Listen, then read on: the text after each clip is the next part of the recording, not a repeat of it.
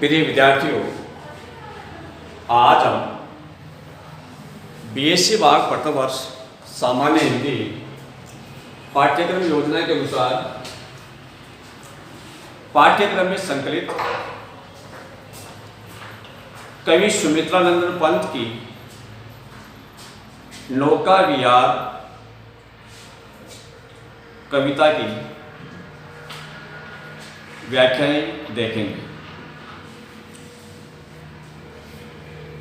कल हमने सुमित्रानंदन पंत के काव्य की समीक्षा देखते समय उन्हें काव्य की जो मूल विशेषता थी कि पंत जी प्रकृति के सुकुमार कवि हैं। वे अपने काव्य में कोमल भावों की अभिव्यंजना करते हैं और इसी क्रम में नौका विहार कविता, जिसमें कवि गंगा नदी को एक नायिका के रूप में चित्रित करते हैं और मानवीकरण अलंकार के माध्यम से गंगा नदी में नौका विहार, उस सुरम्य वातावरण, रात्रिकालीन मनोरम दृश्य,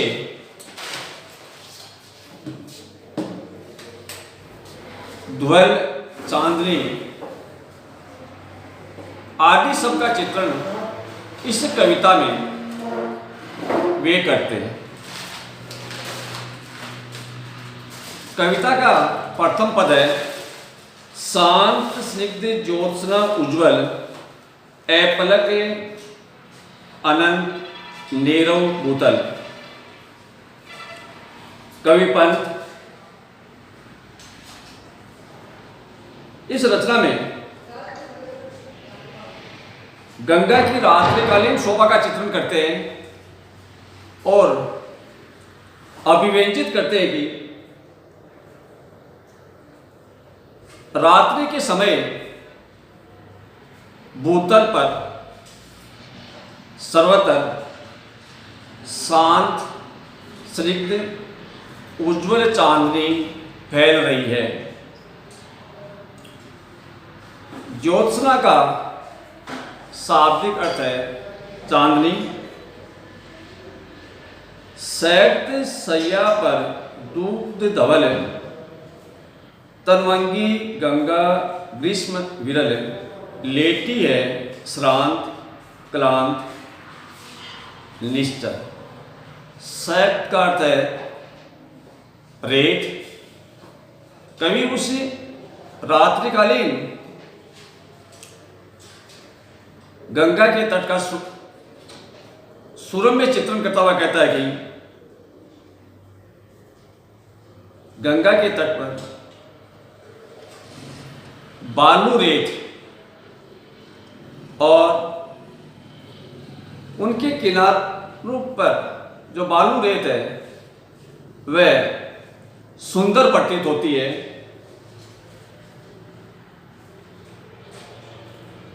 ऐसे वातावरण में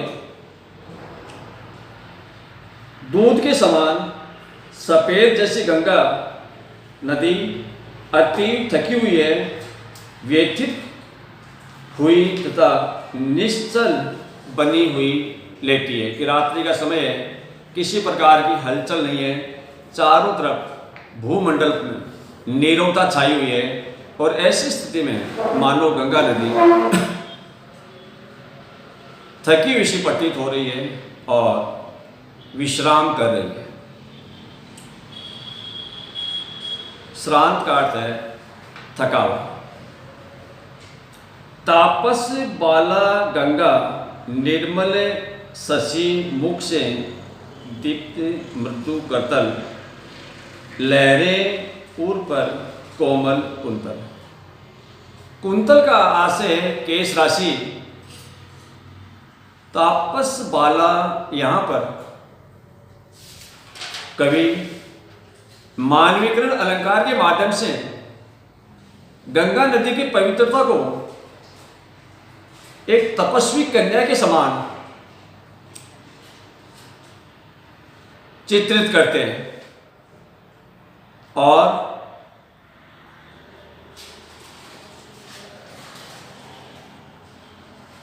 गंगा नदी की पावनता, उसकी शीतलता और सुंदरता को अभिव्यंजित करते हुए कहते हैं कि गंगा नदी तपस्वी कन्या के समान पवित्र है, चंद्रमा के समान मुख से लहर रूपी हथेलियों से आलोकित हो रही है। वक्ष स्थल पर लहरें कोमल बालों के समान फैल रही है। गोरे अंगों पर शिहर शिहर लहराता तार तरल सुंदर चंचल अंचल सा नीलांबर। नील गगन आंचल के समान लहरा रहा है और ऐसी स्थिति को अभिव्यक्त करते हुए कि गौर वर्ण के अंग वाले नायिका के रूप में गंगा को अभिव्यंजित करते हुए कहते हैं कि वह गंगा रूपी नायिका के गोरे अंगों पर बार बार लहराता हुआ सुंदर धागों का बना हुआ आंचल जैसा नीला आकाश फैला हुआ है। साड़ी सी सिकुड़न सी जिस पर शशि की रेशमी विभा से भर सिमटी है वृत्तुले मृदुल लहर। वृत्तुल शब्द का आशय है गोलाकार और कवि, जैसा कि मैंने पूर्व में आपको बतलाया कि मानवीकरण अलंकार के माध्यम से गंगा नदी की शोभा का चित्रण नौका विहार रचना में कर रहा है और इसी क्रम में अपने बात को आगे बढ़ाता हुआ कवि कहता है कि गोरे अंगों को पतले नीले वस्त्र से आवृत कर रखा है, उसमें गोलाकार कोमल लहरें इस प्रकार प्रतीत हो रही हैं मानो गंगा नदी ने नील वर्ण की साड़ी पहन रखी हो। उस साड़ी की सिकुड़न पर चंद्रमा की सुकोमल कांति फैल रही है और वह साड़ी में सिमटी हुई प्रतीत होती है। प्रिय विद्यार्थियों, जब हम किसी पद की व्याख्या देखते हैं तो उस पद के में निहित भावार्थ के साथ साथ शिल्पगत विशेषताओं को भी देखते हैं। पंत जी ने इस पद में मानवीकरण अलंकार, उपमा अलंकार, रूपक अलंकार का प्रयोग किया है। भाषा की दृष्टि से तत्सम शब्दावली का आधिक्य में देखने को मिलता है और बाहु के अनुकूल भाषा का प्रयोग कवि ने इस पद में किया है। इसी क्रम में हम इस कविता का जो दूसरा पद है उसकी व्याख्या देखेंगे। चांदनी रात का प्रथम प्रहर हम चले नाव लेकर सैतो। पूर्व पद में जब रात्रिकालीन शोभा की अभिव्यंजना की, गंगा नदी को गौर वर्ण की नायिका के रूप में अभिव्यंजित किया, उसी क्रम को आगे बढ़ाते हुए कवि पंत रात्रि के समय गंगा नदी में जो नौका विहार करते हैं, जो आनंद की अनुभूति होती है, जो सुरम्य वातावरण है, उस सुरम्य वातावरण, आनंद की अनुभूति और रात्रि के शांत वातावरण को इस पद में अभिव्यक्त करते हुए कहते हैं कि चांदनी रात का प्रथम प्रहर है और हम तीव्रता के साथ नौका लेकर के गंगा नदी में पहुंचते हैं। नौका विहार के आनंद से नौका विहार के आनंद की अनुभूति करने हेतु हम नौका लेकर के पहुंचते हैं। उन्हीं क्षणों की अभिव्यंजना करते हुए कहते हैं, सिकता की स्मृति सीपी पर मोती की ज्योत्सना रही विचर। सिकता का अर्थ है रेत। सीपी शब्द जिस सीप में मोती होता है, ज्योत्सना का आशय चांदनी से, पाले और लंगर ये नौका की पाल और नौका के लंगर के लिए कवि ने प्रयोग किए। कवि पंत कहते हैं कि काला कांकर के समीप प्रवाहमान गंगा की रात्रिकालीन शोभा का नौका विहार करते समय जो मनोरम दृश्य है उसकी अभिव्यंजना करते हैं कि जो ही हम नौका लेकर के गंगा नदी में पहुंचते हैं, नाव की पाल खोली जाती है, लंगर उठा दिया जाता है।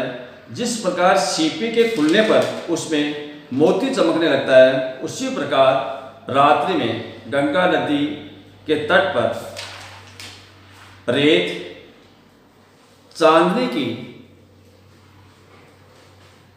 चमक से सुंदर प्रतीत हो रही थी। तरनी का अर्थ यहाँ नाव से तीर रही खोल पालों के पर, कि मानो वह सुंदर हंसनी पंख रूपी पालों को खोल करके आनंद के साथ गंगा नदी के जल पर तैर रही है। निश्चल जल के सूची दर्पण पर बिंबित हो रजत कुलीन निर्भर, दूरे ऊंचे लगते क्षण भर। सूची दर्पण स्वच्छ दर्पण के समान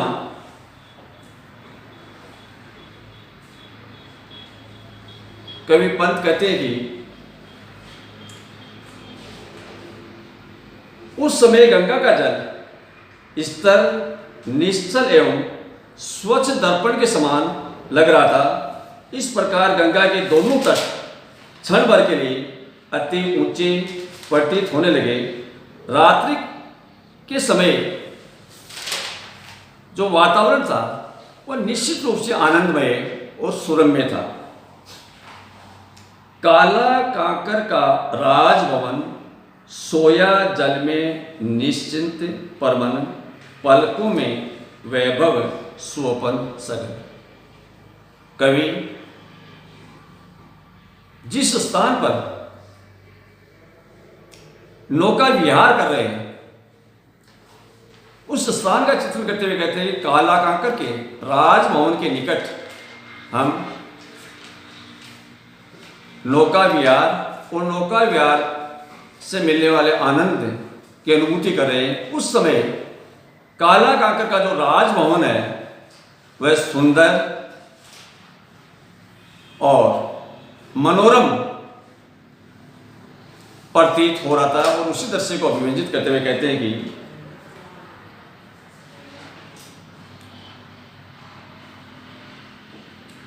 उस समय काला कांकर का राजभवन गंगा की जलराशि में प्रतिबिंबित हो रहा था, मानो वह शांत निश्चिंत होकर जल प्रवाह में सो रहा हो। उसकी पलकों पर राजभवन के अतीत का वैभव सघन स्वपन जैसा उद्वेलित हो रहा हो। सार रूप में कवि इस पद में रात्रि के समय गंगा का प्रवाह और नौका विहार का आकर्षक चित्रण किया है। मानवीकरण अलंकार, रूपक और उत्प्रेक्षा अलंकारों का प्रयोग हुआ है। तत्सम शब्दावली और बाहुओं के अनुरूप भाषा का प्रयोग हुआ है। प्रिय विद्यार्थियों, लोकाविहार कविता के जो शेष पद हैं उनकी व्याख्याएं हम अगले व्याख्यान में देखेंगे। धन्यवाद।